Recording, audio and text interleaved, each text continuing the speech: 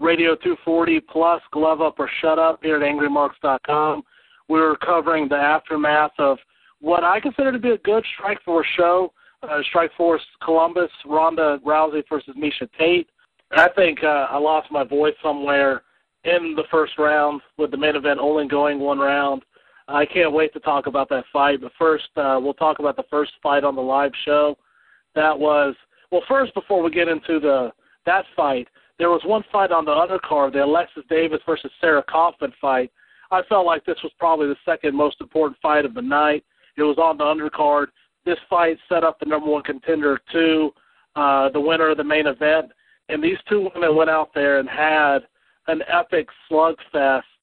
Sarah Kaufman gets a majority decision over Alexis Davis. One judge had it a draw. It looked like Kaufman was the better of the two standing. Alexis really beat her in the third round with her takedown and dominating her on the ground. Stevie, what were your thoughts on the fight?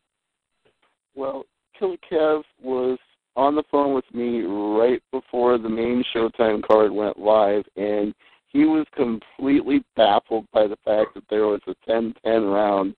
And I explained to him that just last night we had some controversy at UFC on FX2 when one of the judges scored a 10-10 round and it resulted in a majority draw. But it wasn't announced that way during the fight with Ian McCall and Demetrius Johnson.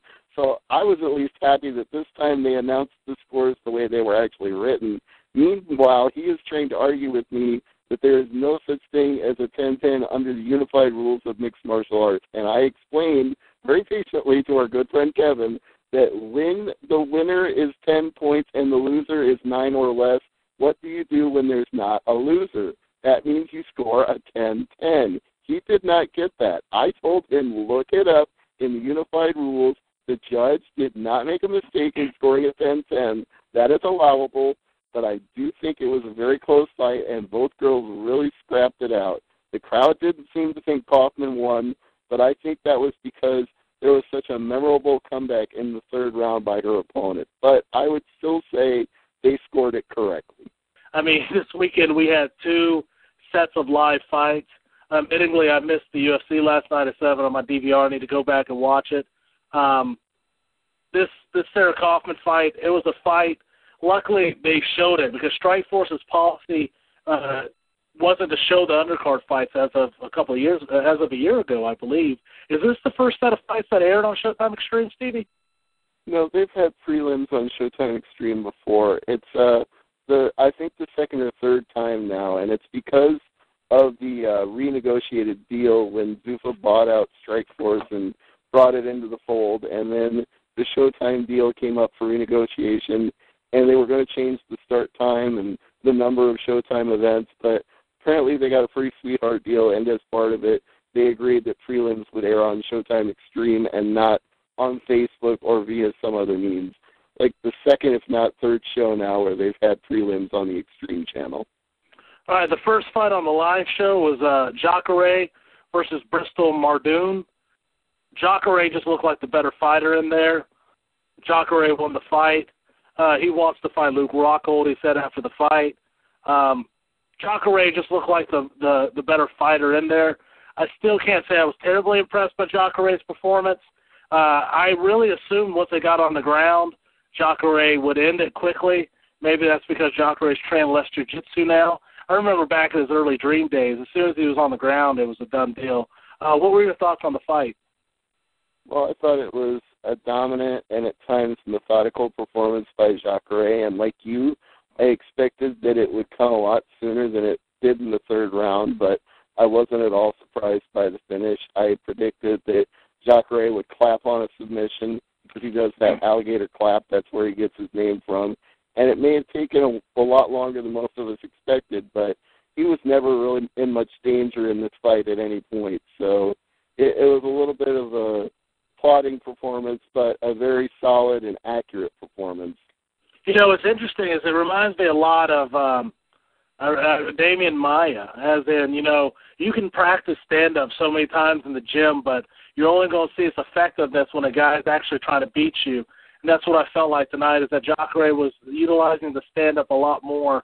But, yeah, just like you said and like I said before, as soon as it got to the ground, I thought Jacare was going to end it. It reminds me a lot like Damian Maia, how Damian Maia was in that period of, you know, when you thought it went, as soon as it went to the ground, you thought Damian was going to be able to finish it. And then there was a couple of them where he wasn't able to finish as quickly as you expected. But, yeah, so Rockhold, I believe he's injured. Oh, I was going to say, and actually, Clay Guida was sitting 2 rows behind him. And I thought it was interesting that they didn't showcase him. They're trying to showcase the stars of Strikeforce, not the stars of UFC. So the UFC guys being there is just, you know, happy coincidence. And Larry Fitzgerald, who's not a star of UFC or Zuffa. Well, I'm sure Larry was there for the Arnold Classic because, this, as you mentioned before, same weekend, you know, they put all this, you know, bodybuilding and weightlifting and mixed martial arts all in Columbus, Ohio on one big weekend. So that was that fight. The next fight, I hated everything about this fight. I can't pronounce his first name. Sayers fought Scott Smith. I'm not interested. Oh, there you go. I'm not interested in seeing Scott Smith fight anymore. He's had some real big wars. It's just terrible, you know, when you get to that stage of the game and maybe he needs to fight. I don't know what his particular situation is. Sayers gets a big victory, looks dominant. Well, it doesn't look dominant as much as he looked real powerful throwing around Smith. Not the best techniques when you go in there against higher-level opponents, I will say that. Good win for Sayers. I don't ever care to see Scott Smith fight again.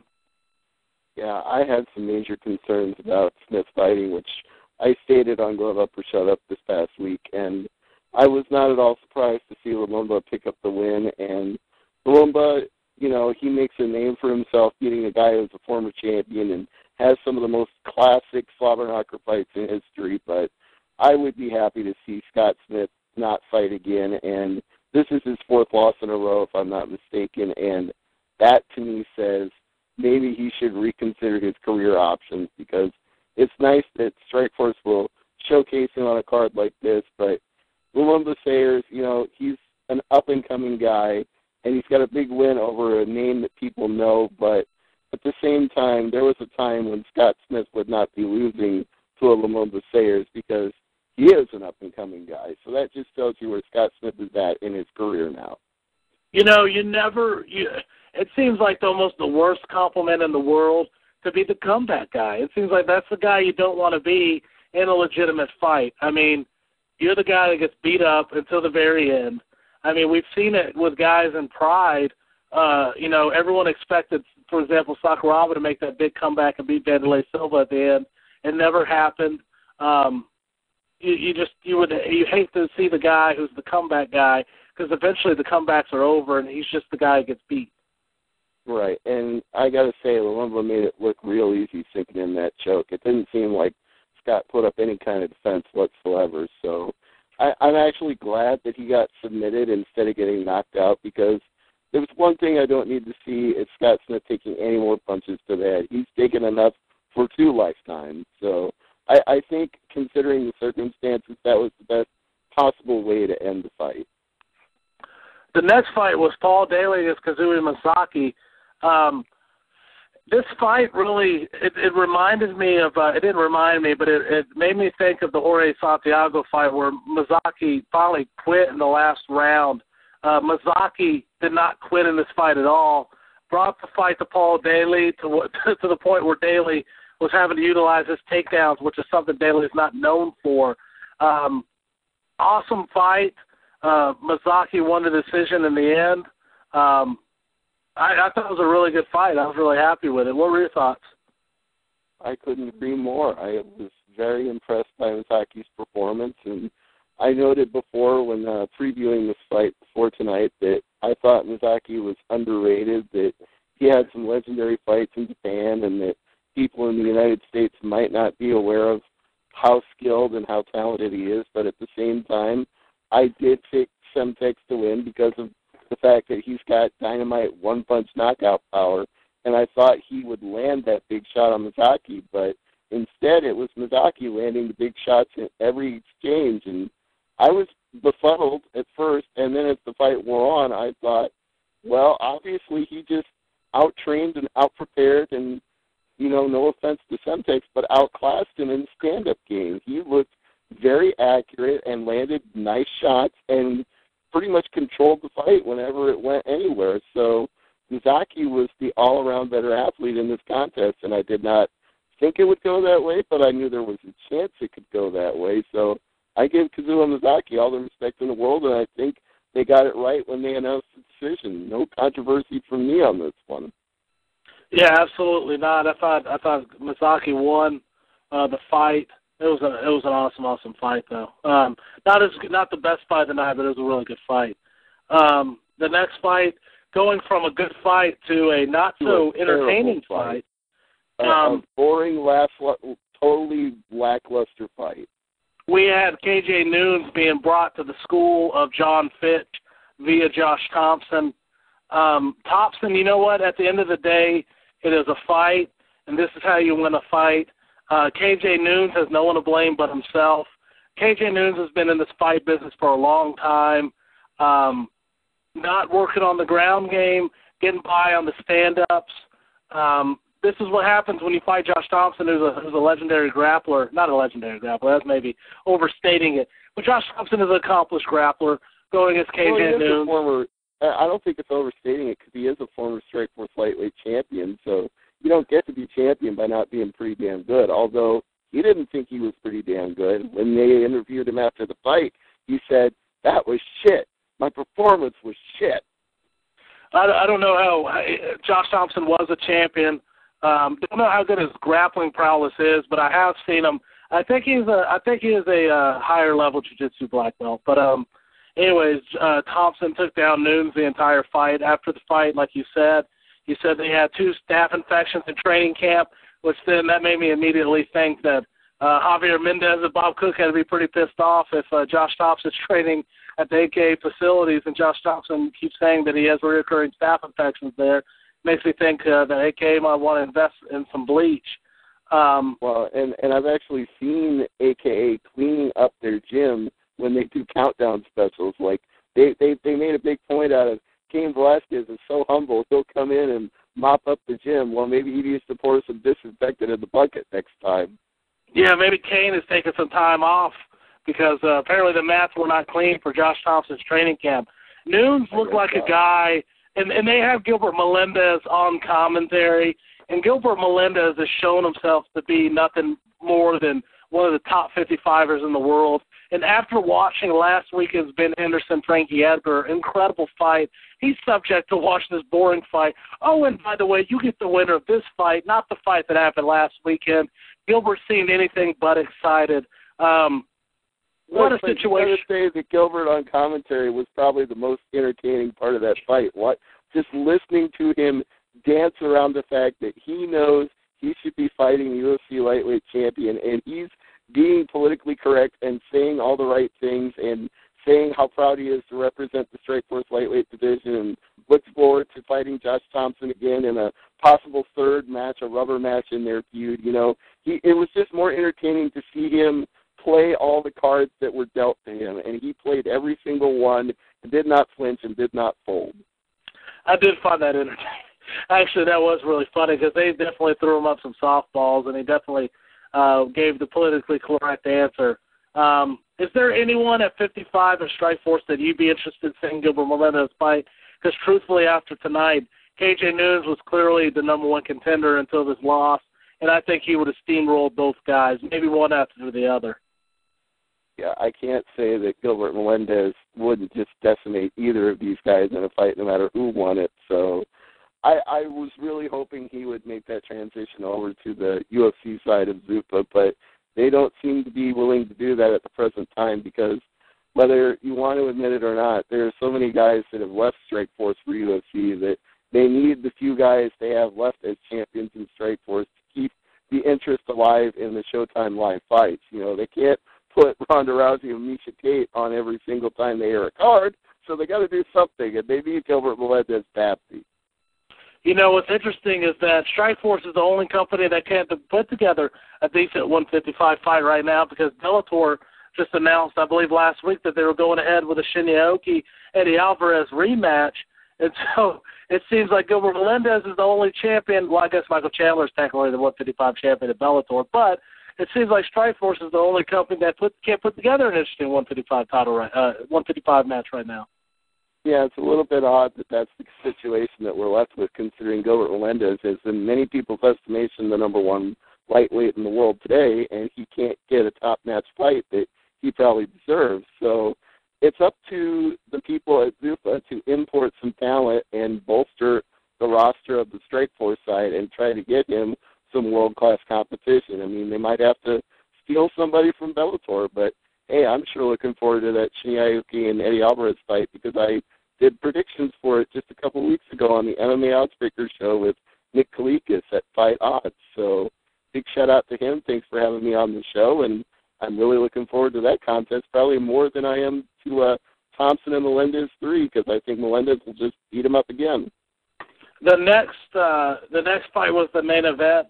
If you predicted it would go less than a minute, you were wrong. It went longer than a minute. Miesha Tate. On that very note, I have to give a shout-out to Whitney Alvarez because she correctly called it. She said on our show this past week that Rousey would win, but it would not be under a minute because it would not be that easy for her. That was an uncannily accurate prediction by Whitney from ITAP Boys.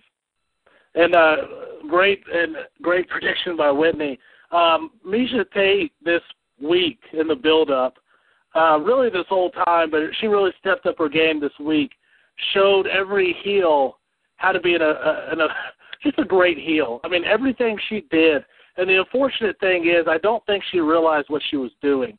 And it really looked like she overlooked Ronda Rousey. Now, Miesha's stand-up, it looked like she was throwing punches a lot harder than Ronda. I felt like if Ronda wouldn't have been able to get this fight to the ground, that Miesha would have knocked her out.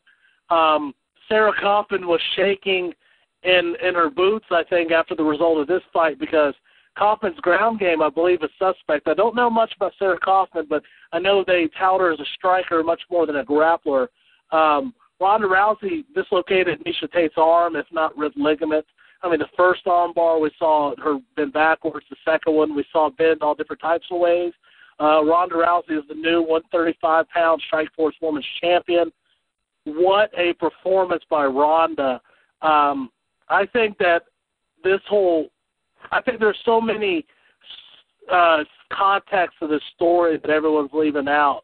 Miesha Tate being, Strikeforce's sex symbol until Zuffa hires this Ronda Rousey girl, and this Ronda Rousey girl has a mouth, and it annoys Miesha. Miesha was supposed to be the girl. I mean, let's be honest. And Ronda, not prepared. I think she won this fight because Miesha ran her mouth. What were your thoughts, Stevie? I just have to say I really thought that Tate would come out the victor here. I don't know that she overlooked Ronda Rousey because I think, in fact, with all that, like you said, whether you call it being a heel or unintentional, when she said that she was going to send Rousey to the back of the line because she'd only had 4 fights and her last opponent had more fights than the two of them combined, I honestly, maybe that's, like what they always say about a good heel is a heel believes everything they're saying and makes valid points, but they just come off as arrogant. And maybe she was arrogant, and maybe she did overlook Ronda Rousey. It's hard to say, but she sure came out there with bad intentions. She didn't want to tap gloves, and the referee admitted that before the fight even started. And then she came out immediately throwing punches, looking for that quick knockout.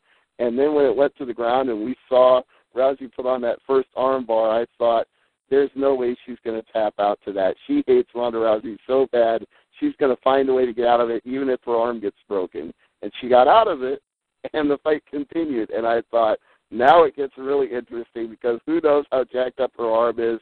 Who knows if she's going to go for a second arm bar.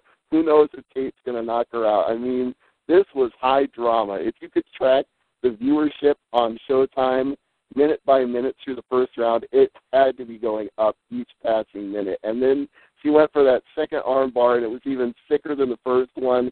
And I thought for sure that she was just going to let her arm be broken rather than tap out. And she finally did tap, but at that point, I think her arm was already way, way jacked. So it was an incredible sight to see. I mean, a totally dominant performance by Rousey, the likes of which we used to see from Cyborg Santos before she tested positive. And I don't think we'll be getting a positive test back on Rousey. At least I hope not, because I'd hate to see her get stripped of the title after this performance. That would be the worst thing in the world. Ronda looked really, really good, and then it's set up a fight now for her against Sarah Kaufman. There's no way there's going to be the interest in this fight that there was for the Miesha Tate fight. Do you have any preliminary predictions on how a Sarah Kaufman-Ronda Rousey fight would go? Well, I think Kaufman might be the better striker of the two of them, but now we've seen that even against an experienced veteran fighter like Miesha Tate, Rousey can still find a way to get on that arm bar and make it a finish in her fight. It's 5 times 5 finishes now, and she's got those great judo throws that she can put an opponent on the ground with, and that Olympic wrestling background, it really pays off for her. So I got to say, Kaufman can come out there with bad intentions like she had in her prelim fight tonight and throw bombs and try to get into a war, but I have a feeling that Rousey, even if she gets clipped with a couple of them, will be happy to go to the ground because she'll just look for a way to sweep and go for the armbar again. It's one of those things like when Brock Lesnar was on top and everybody said, how do you beat Brock? And until somebody came along that was just a better all-around fighter, there was nobody to do it. And it took the likes of a Cain Velasquez, who was a better all-around striker and wrestler, to take Brock to a place he hadn't been before and beat him. And sooner or later, there'll come somebody who knows how to counter Ronda Rousey's judo throws and knows how to not get armbarred. And I don't know if Sarah Kaufman is that woman, but I'll be interested in that fight.